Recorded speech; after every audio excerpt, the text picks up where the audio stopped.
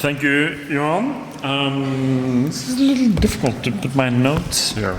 Let's see if you can manage to rearrange here. Just a little second here. Okay. Well, we'll probably won't need that. Thank you. It's a pleasure to be here. Thank you for your very kind introduction. I'm here on behalf of the practice of Jarmund and Bigsnes. It's a practice that, well, these are our premises in Oslo. The office was started in 1995. It's basically a practice started out of need. We didn't have any jobs. I've been to 2 job interviews in my whole life. I didn't get any of them. And in the early 1990s, the unemployment rate for architects in Oslo was somewhere between 30 and 40%.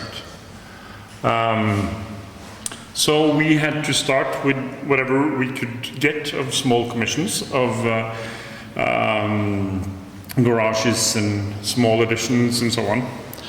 We've grown to be, well, I guess the latest count is 19. This is taken about a year ago. This is in many ways the heart of our practice. The model shop, we're sort of in many ways a very old-fashioned office that believes in the real 3D of making ugly models. We started out, as many Norwegian architectural firms do, by dealing with domestic programs, doing one-family houses. Actually, 2/3 of Norwegians, they live in one-family houses. Not all of them designed by architects. And in many ways, it's a wonderful opportunity to be able to explore architecture through very small commissions. They're almost like doing portraits. In this case, it was for a family that had worn out 3 architects before we were asked to do a design. We usually say that the color of the scheme reflects the temperament of the client. They said that they didn't care very much about gardening, so they just wanted a terrace, and the fact that they had 3 extremely noisy boys that they tucked down into the basement.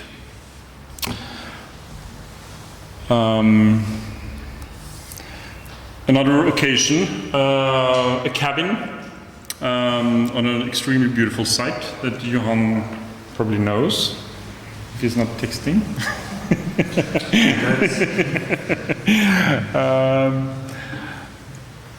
Sort of in many ways, a staging of a Norwegian summer dream. A fairly simple program, but in addition to that, the client told us, sort of after she had explained everything about what she needed, she had to admit that she is extremely afraid of spiders. And that fact sort of became sort of something that could establish an architectural language, sort of establish some sort of storytelling dimension to this. If you were a Norwegian by my generation, you would see that there is something familiar to this scheme. The section of this is actually the same section as the section of the ice cream kiosks that the local Norwegian ice cream firm Diploma was spreading all over Norway in the 1950s and 1960s.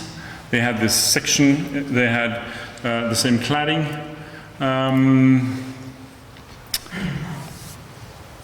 And shot from the interior.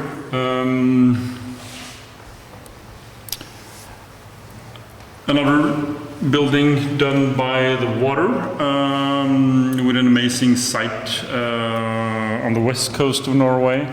All done in put in place concrete, white concrete, attempting to find exactly the same color as the sand. I was going to try to do this lecture without using the word nature and not the word place either. But the fact that this is the hub of the oil industry in Norway, Stavanger, also means that there's an amazing skill in terms of concrete technology. So building a house like this in Stavanger was very easy. To do this on the east coast of Norway or around the Oslo area would be much harder to do.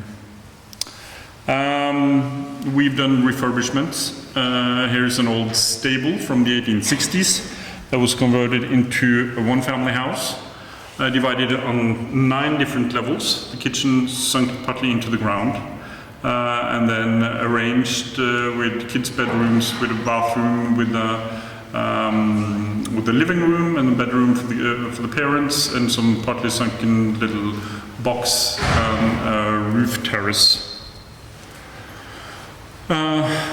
In many projects, we're trying to sort of blur the distinction between inside and outside, using outside materials on the inside. In this case, a triangular house on a triangular site, somewhere south of Oslo, done on a very low budget. In many ways, we tend to think that budget constraints is not necessarily something that prevents architecture. Quite the opposite. It's sort of a way to convince clients to do something different. You can make them get rid of some of the preconceptions about what they want, as long as you have economy as an argument. And then here, in this case, has polished concrete floors, OSB panels on all the walls and all the bookshelves. He's collecting books. She's a theater designer, which means that we have one lamp that is used throughout the whole house that can be sort of modified to convert this house into very many different characters. Another house done at the same time for a completely different client, a bachelor with a love of very nice cars. Sadly enough, he had gone when the photographer was there, but this is sort of the place for his nice car. A twisted house, sort of trying to capture the few sort of assets of this very cramped site. Catching the view of the water and catching a sort of somewhat private view towards the grove of trees on the backside. Oak floors, oak ceilings, finely grained painted wooden siding, both on the outside and on the inside. We have been fortunate enough to work all along the coast of Norway, but also in this very strange place called Svalbard, located at 78 degrees north, which means that if you continue, this is the tip of Norway, this is the North Pole. This is the first large commission that we completed. The administration building for the governor. It replaces an old structure that burnt down, or to be more correct, there's an old structure within here, an old concrete structure, and we basically made a new wrapping. We wanted this very much to be on a somewhat different scale than the individual office windows, so we wrapped it all to make it almost like a sort of topographical size or scale. You see the houses of Longyearbyen here. This is a place that has 4 months of total darkness in the winter, and it also then has 4 months of total daylight in the summer. It's all clad in zinc. Weather is equally strong horizontally as vertically. In addition to that, we like the fact that there's some sort of resemblance between the geometrical patterns of how snow lies down on the mountain behind and the standing seams of the zinc. There's also another story to this place. Longyearbyen is a mining town. This is a purely utilitarian device, built sometimes in the 1950s, probably without any artistic intention whatsoever, but it's probably one of the most beautiful buildings in Norway, and an obvious reference for us making our building. The interior, all clad in wood, also sort of trying to capture some sort of right character according to where we are. Another building done a few years later, a coastal control station, which means that there are people sitting here surveying the ship's traffic in the area. This is outside of Stavanger, the main oil hub of Norway. And this building somehow tries to reach out and refer to a whole series of different aspects. It's actually an extension. There is an old building inside here. We extended it lengthwise and on top. This is the small fishing village, Ydstebøhamn, where we found the cladding material, slate, traditional material for cladding roofs. We used it on the walls. In many ways, an important building in the fact that we really understood that architecture does not happen when you are making it as an architect, but it happens when someone looks at it. We've had amazingly exciting discussions with the local inhabitants of this island about what this building is. Some people think that it is just like the fishing vessels. Some people say that, well, no, it's just like the ferry taking us out to the islands. Another guy herding sheep said that, oh no, it looks exactly like my dog when he's watching the sheep grazing. So the cladding of slate, and an interior with obvious references to old ship interiors, not done in mahogany, but done in clear varnished MDF, medium density fiberboard. This is the Lofoten Islands. This is basically the program for this project, Lookout, part of a somewhat famous but a program that can be discussed regarding tourist roads in Norway. This is the project. It's the smallest one we've ever done, with the lowest budget. It's basically just a railing, but it's an attempt to create an obvious message to whoever is looking at it. We didn't want to have a sign saying that you can stop here to have a view. We wanted the architecture to tell that whole story. A prefabricated concrete stair, a standardized key clamp railing. We didn't design it at all, we just chose it out of a catalog. The only thing we did was to choose the color of the railing, which is obviously the color of the local seagull's beak. Another animal. This is not very far away. This is also a project that it somehow relates to the Norwegian tourist road project, but it's a small community building. It has some restrooms inside it that is used by tourists during the very short and very intense tourist season in July and August. But it's an important building for a small community. It's sort of the place to have celebrations, to arrange your wedding or your 50th birthday or whatever. It's also a building that is built by the community themselves. So it's done on an extremely low budget. It's basically the cheapest way it's possible to build a building. The cheapest possible cladding of walls and roofs. We managed to find 50,000 krona, which is, say, 6,000 euros extra for architecture, which is basically the extra cost for these windows and to do the paneling around this, including this bench. sort of the surplus budget. All clad in wood in the inside, all built by the community themselves. Another place, not very far from the last one, Henningsvær, an extremely beautiful place. Basically all built during the 1950s, a fishing village, a whole series of buildings clad with fiber cement panels.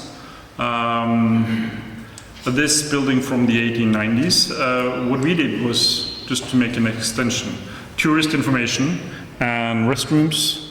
A building that is closed 10 months of the year, open for 2 months.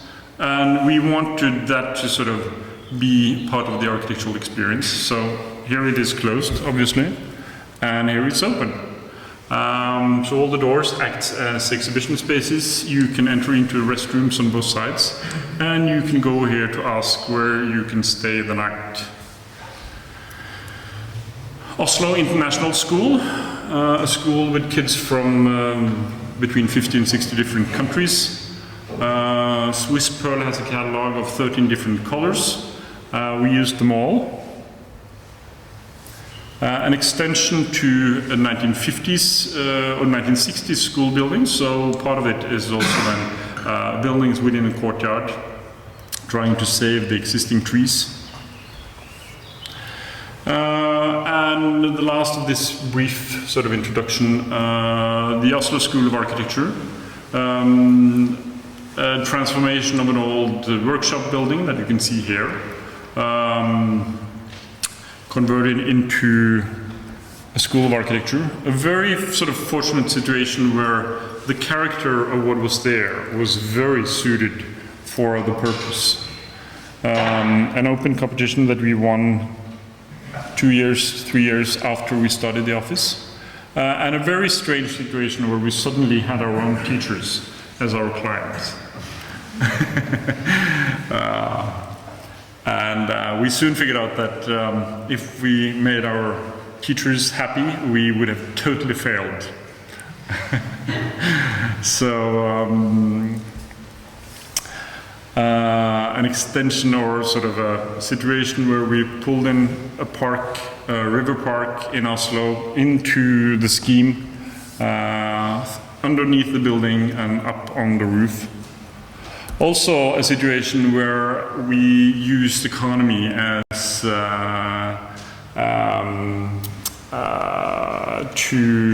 argue for a whole series of the solutions. Cutting a concrete beam. When you're making in School of Architecture, it's possible to just show what is there, what is left. The inside of it, studios on the second floor, library on the ground floor. And this is part of the library. And it was a nice situation where all of our old teachers, they wanted all the nicest materials in the world, like oiled ash floors or granite floors or whatever. We said that no, there's only 2 options. It's polished concrete or it's linoleum. That's all we have the possibility for. Another project dealing with existing structures, the new Norwegian Ministry of Defense. This is what we did. This is an old workshop building from the 1860s. Probably the most advanced industrial building that was in Norway 150 years ago. Relating to 150-year-old history, putting a highly advanced office building inside this. Connecting this to the War Academy, also from the 1860s, and this workshop building from the same period. Last here in this part, one of the last completed projects, a bookstore in Oslo, Tanem bookstore. A great challenge in sort of a time where books are losing much of its position. This bookstore sort of spanning from the library-like quality of the back wall towards the almost kaleidoscopic exhibition space in front of the counter. The first project I'm going to explain in more detail is backing into Svalbard, 78 degrees north. It's permafrost at Svalbard, which means that it's only about 1 meter, 1.5 meter of the ground that melts during summer. Vegetation is about 5 centimeters high. So this is sort of what is there during the summer. The existing university building that was built some 20 years ago, that we made an extension to. This is actually the floor plan of our building. This is the same mountain as you saw in the first Svalbard project I mentioned. This is one of the models made during the competition phase.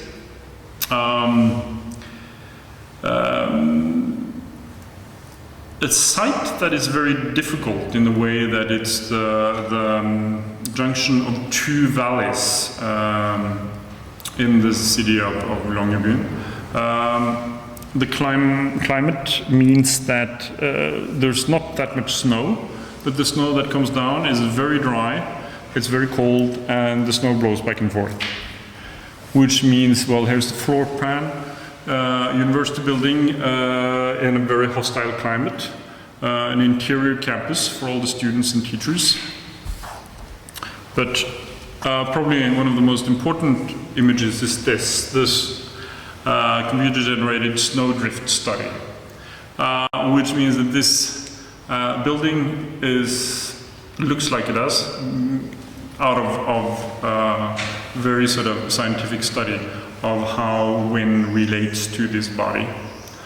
This is one of the last ones, which actually made a smooth entrance door from this location to this location, because black means a pile of snow. One of the larger models in the design development phase. A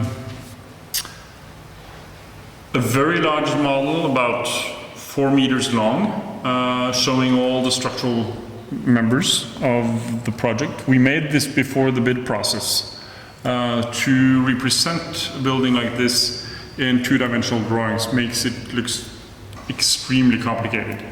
By making this model, showing it to all the contractors, calculating the bid, I think it was a very smart investment. It was brought to the site, and quite a few of the structural members were actually measured on this model and not on the drawings, not taken from the drawings.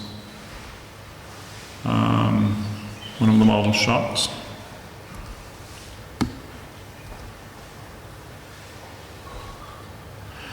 The floor plan, lifted above ground to allow wind to blow underneath. The old building, the new structure, very hybrid structure, partly concrete blocks, partly steel. Most of the structure in relation to the skin is done out of wood because of the thermal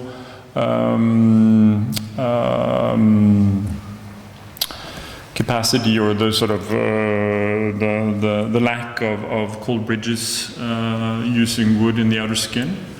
Part of the museum, this is actually quite an old-fashioned university building in the fact that it has a museum in direct connection to it. Again. The whole building is clad in copper, partly done for economical reasons. Being in such a remote location, it's very smart to reduce the number of trades on the building site. You also have to think about the logistics of sort of transportation, of actually how to be able to build this during the cold season, and copper has the ability that it gets softer the colder it gets. It's one of the few metals that does that, which means that it was possible to have to work with this even though it was below zero.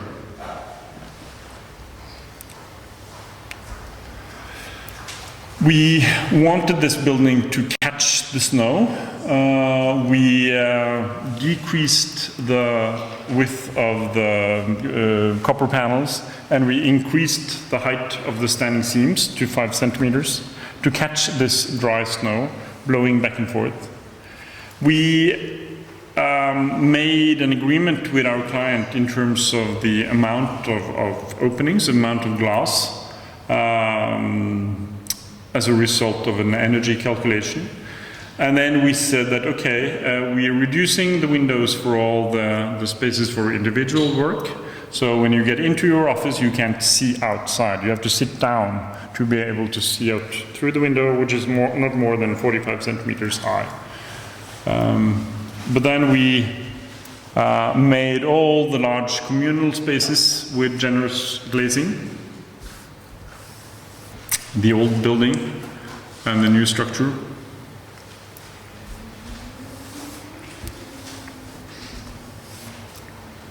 You can see this industrial device that I mentioned earlier.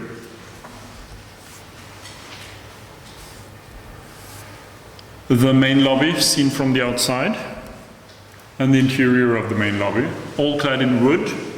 Glue laminated beams acts as railings for the stairs.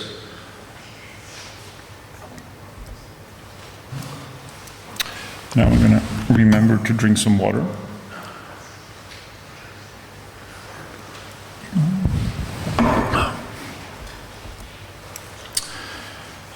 The interior with wood for all the communal areas, a very differentiated color scheme for all the individual spaces. Green on the ground floor, red on the second floor. Here are some of the choices of color. Well, the drawing of the main lobby. And in some ways being a place sort of made by the mining industry, a certain reference to actually the mine shafts is there also. The museum part before it was filled with stuff. The library before that was filled. The lobby. And I guess that was the last picture for that.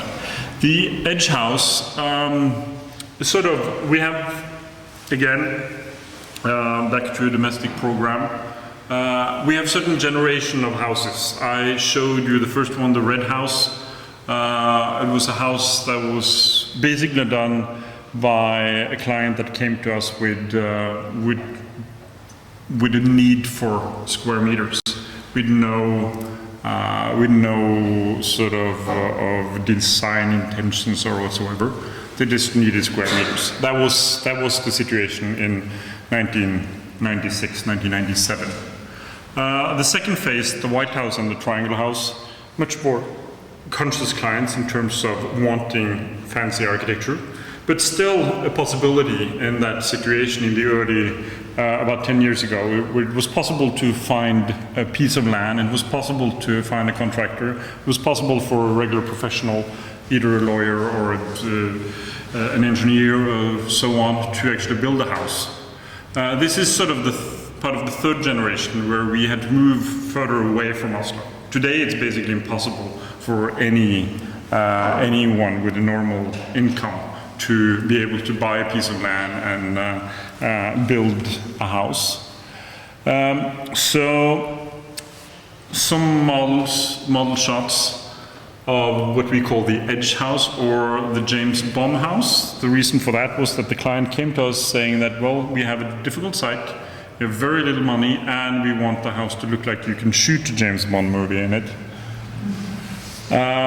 So we said, okay, we can do that. Then we have to be smart. So we can't afford to blast, at least not more than we have to. We had to provide for space for a car next to the road, so this was all necessary. But we placed the whole building on stilts. We put all the infrastructure on the above ground. This is actually the main sewage pipe for the building. A stair that takes you 8 meters from the street up to this horizontal level. And the plan in many ways generated by this stair. It couldn't go straight up. That would mean it would be too steep. So we just had to tilt it until we've sort of found the right angle where the stair could go straight up. So we walk underneath the building through this sort of opening and enter up to this level courtyard. Very sort of secure, safe, enclosed place. The stair going up, seen from above. The whole building is clad with, again, the cheapest possible material, fiber cement panels. Seen from a distance. The interior with polished concrete floor. The whole structure is actually a steel construction. We made the bid documents in a way that the contractor could choose the cheapest possible structural system. And the lowest bidder, he suggested to do this in steel with a concrete floor, which was fine with us. The whole interior clad in birch plywood. A combined kitchen, living room, kitchen, dining room, a living room, a little guest room at the end, and a bathroom all clad in composite tiles and seen at night. The farmhouse, done at the same time in a completely different setting. This is actually not there anymore. This is a barn that we had to take down because of structural failures, 150 years old. But by sort of experiencing this old barn, we sort of in some ways wanted to preserve the memory of this. We preserved the siding, reused the siding, but this picture became sort of a very important picture for generating the whole project. So this is the part of the barn that was taken down. This is the old farmhouse, and this is our new farmhouse. The old farmhouse and our structure, a very simple box, but with a much more complex interior. The old siding was even tapered because the tree is tapered, and we used that fact to adjust to the slope of the site and also to the slope of the roof, as you can see here, and also here.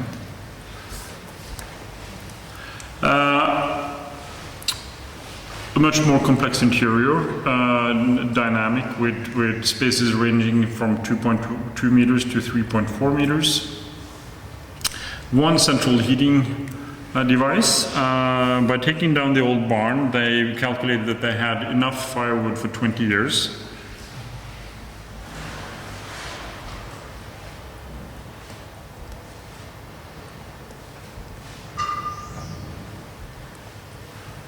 The interior clad with pine plywood, untreated.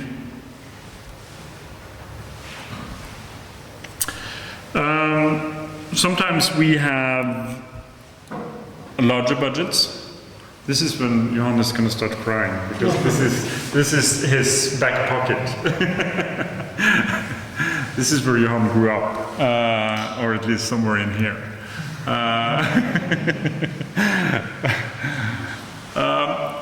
A project that we designed in 1997, and it was then lying on the shelf for 10 years.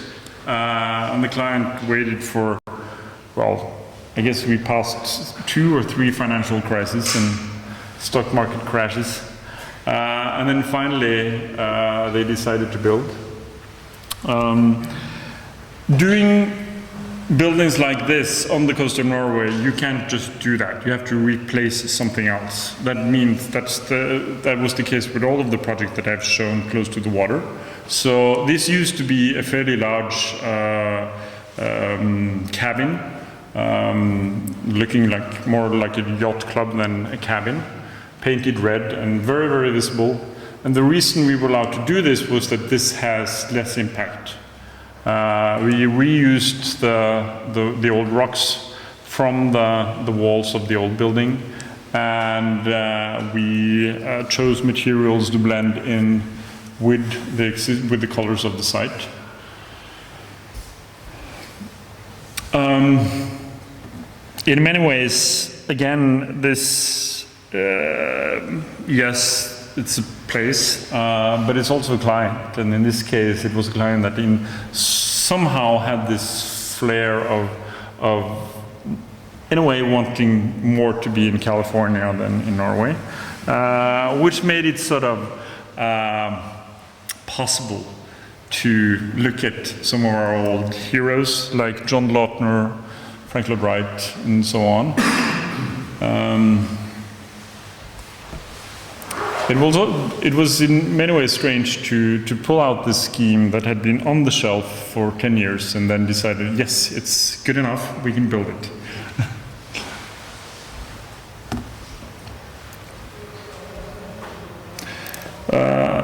The pool has glass, so it's possible then when you're at the water you can actually see the underside of the water surface, which is quite magical. The floor plan, it's a fairly windy place, which means that there's a courtyard here to use during the day. It's a courtyard to use at night. The pool area is also like a courtyard, protected from wind.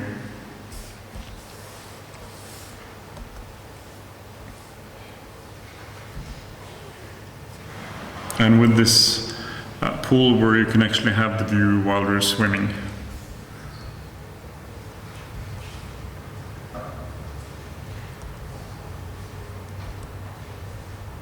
This material, it's all.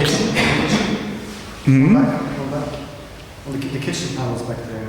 This? Yeah. No, this is just painted MDF or yeah. This is limestone.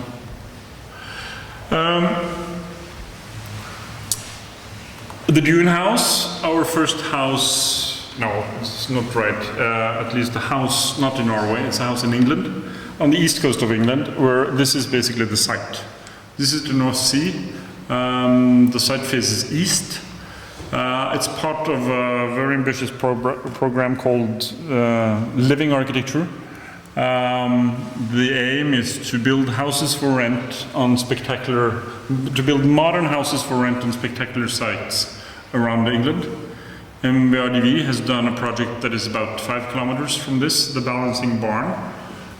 Peter Smithor is working on a project, and we have done this. And a strange little place called Thorp Ness, developed around the turn of the last century. A very differentiated built environment.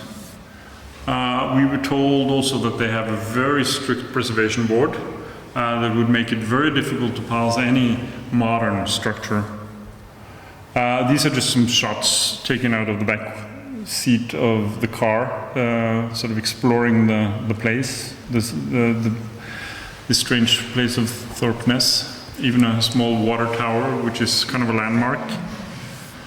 This is the building that our client had purchased with the intention to tear down. The water is here. We proposed to do this. Another way of showing it is to do this. It's a windy place. We wanted to use the gravel beach to provide for sheltered spaces from the wind. We wanted to be totally open, and we wanted to have individual sleeping cabins up in the air. This is the first scheme. We wanted to have ladders that you can actually pull down from the ceiling to be able to get up into the individual sleeping cabins. That was difficult to do according to British building code.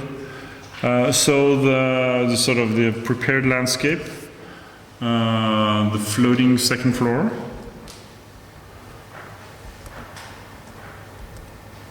The second scheme, which was a bit more normal in terms of the access to the second floor. The building during construction. It turned out to do this, the second floor, as a massive wood structure was the easiest way to achieve this somewhat complex geometry. So CNC milled large pieces of massive wood, brought to the site, and with an amazing precision coming together. The ground floor, the kitchen, we had to provide for one bedroom on the ground floor, an open living room with a sunken fire pit. The second floor with 4 individual bedrooms with bathrooms, a library in the middle, and a small terrace with a view to the water. The massive wood elements as it's being installed. Quite amazing to see the precision in terms of all the joints.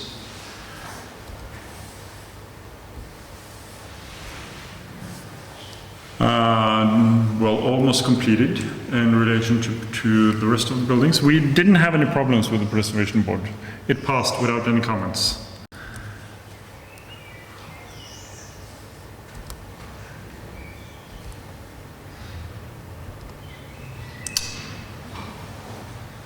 The sunken fireplace, the kitchen,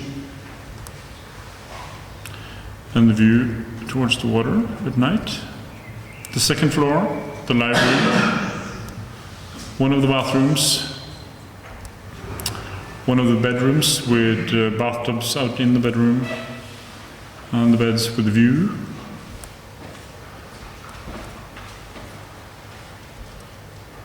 The last part, I'm going to briefly go through some projects that we're working on now.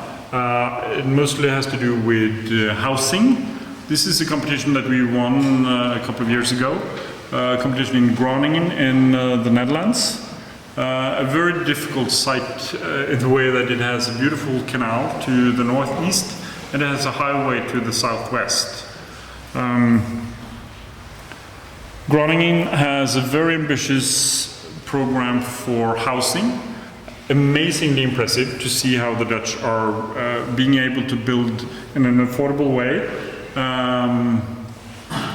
These are some sketches to arrive at a solution that manages to both catch the sun from the southwest but also provide for protection from the noise and also to prepare to save the view of the canal.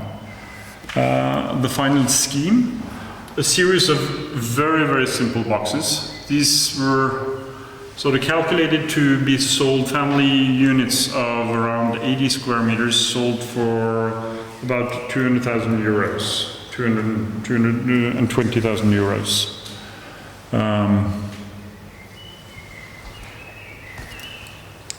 Ground-bound housing, which means that you have 2-story units that has its garden.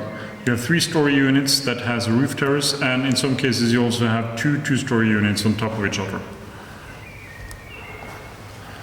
The model showing the whole composition. A certain area towards the canal was preserved for open space. The way of dealing with the necessary sound barrier towards the highway. The level of the water is quite a bit higher than the level of the highway.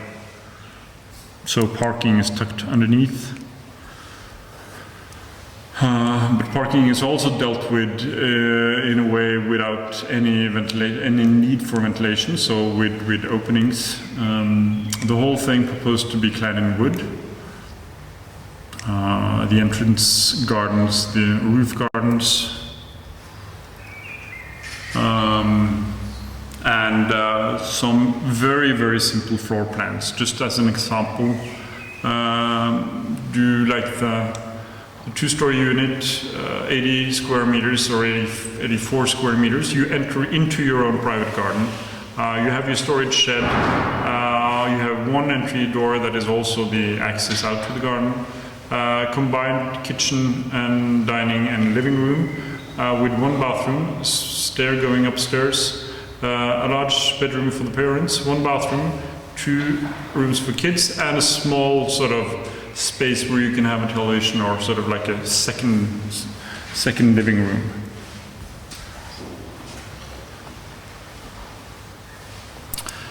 A typical roof terrace with access over a bridge.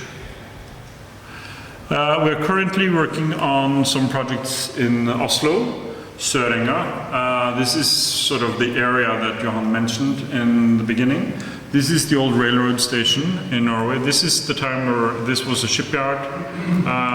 This was the main port of Oslo. This is where the new Oslo Opera is located now. This is the way this area looked some 3 years ago with the completed opera. This is Sørenga, the old container port, with all the old buildings erased. So this is the area where we're doing our projects. This is the barcode. That is about 200,000 square meters done by one developer with a scheme that desperately tries to make all the buildings look different and done by one architect. And with one provider of detailing, which is the German window fenestration firm Schuko. So the master plan, the illustration of the master plan, this is the barcode scheme. This is the scheme where we are working on. This is the opera. This is what was meant to be the Munch Museum, that probably will never happen. The master plan for Sørenga, we're working on this scheme and we're working on this scheme. Some of the initial models, just massing studies in relationship to the movement of the sun. A whole series of very peculiar zoning rules, among one of them a 3-meter setback from the canal here and also towards the water this way, that we sort of reinterpreted to be, instead of 2 stories up and 3 meters out, we took ½ a meter on all 7 floors. Some models before we delivered the sketch design. One of the working drawings.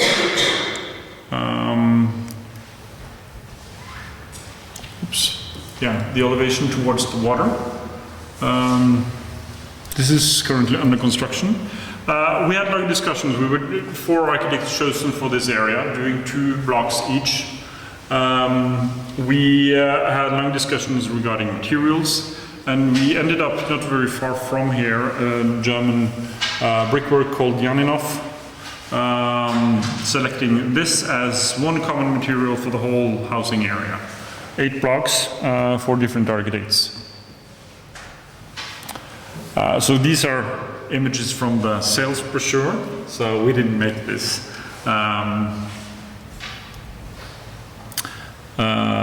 These beams were put on last week, so this is going to be finished in November, utilizing all the roof areas for terraces, clad with brick on the outside, all aluminum on the inside, and the floor plans, which is sort of a new experience for us to sort of be in a position of making the frames for an enormous amount of people's lives, which is quite an exciting situation. We have a whole series of favorites. One of my favorites is this apartment here, located in the corner, almost like a small little courtyard apartment. One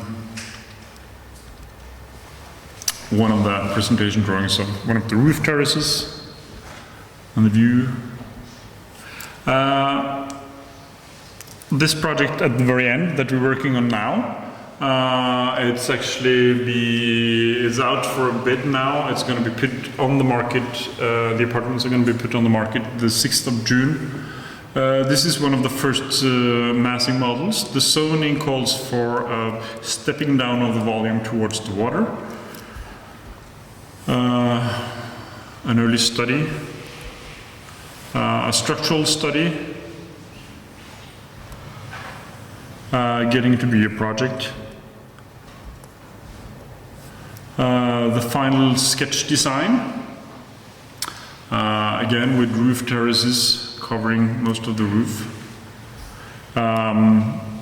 Making sort of the given number of square meters into the best possible solution in terms of view and solar orientation.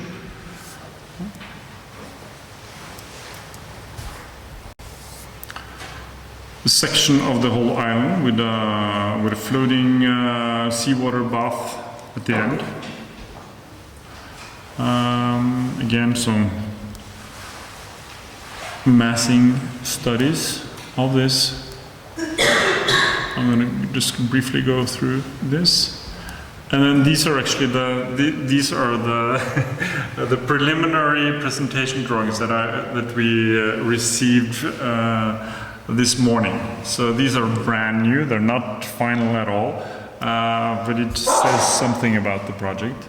The color of the brickwork is wrong. Some of the windows are also has been adjusted. At the very end, I'm going to show two sort of strange projects. A couple of months ago, we were asked by the English magazine Wallpaper to make something for the furniture exhibition in Milano that was earlier, now in April. We were asked to do a dog house, a totally ridiculous commission, but we turned the dog house into the bone house. It's a device that takes some of its structural sort of logic from old log construction. So CNC milled wooden units that are put together like a puzzle.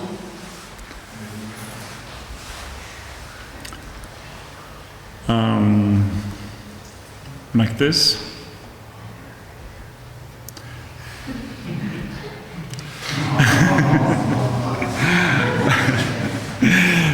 So it was exhibited in Milan, now it's on the exhibition in London.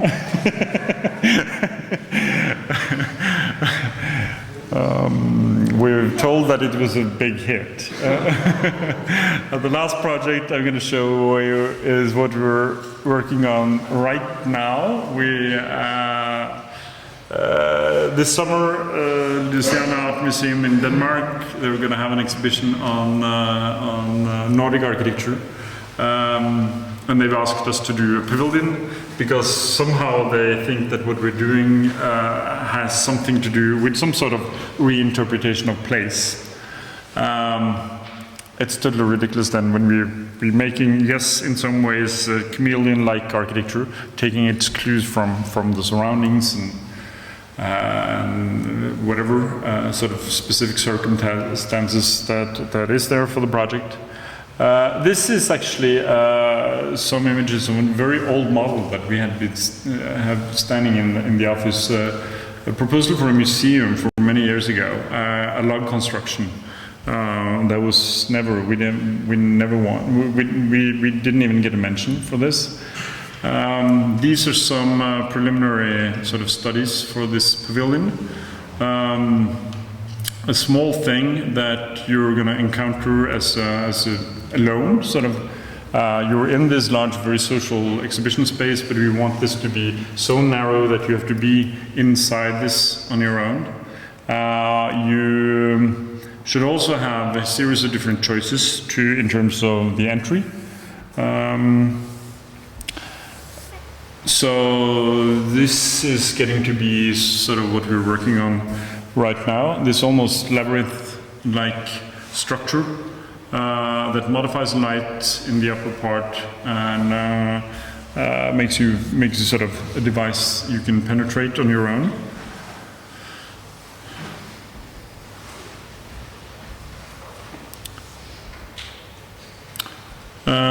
We've had, for a long time, we were working on doing this as a very abstract structure, but now on Monday I'm going to travel to Finland to have the final discussion about the detailing of this with a Finnish log construction company. Series of sections. So we've managed to do this in what we call like almost like a Donald Duck log, which is kind of the sort of a parody of a log. Part of the reason why we like this is the fact that most construction that is done by using log today is very, very far removed from so-called high architecture. Most of it doesn't have any architects involved in it at all. This is what the log producer have sort of deciphered out of our drawings, and this is what we're discussing right now. This exhibition opens the 28th of June. Production starts next Monday. So, that was the last one. Thank you.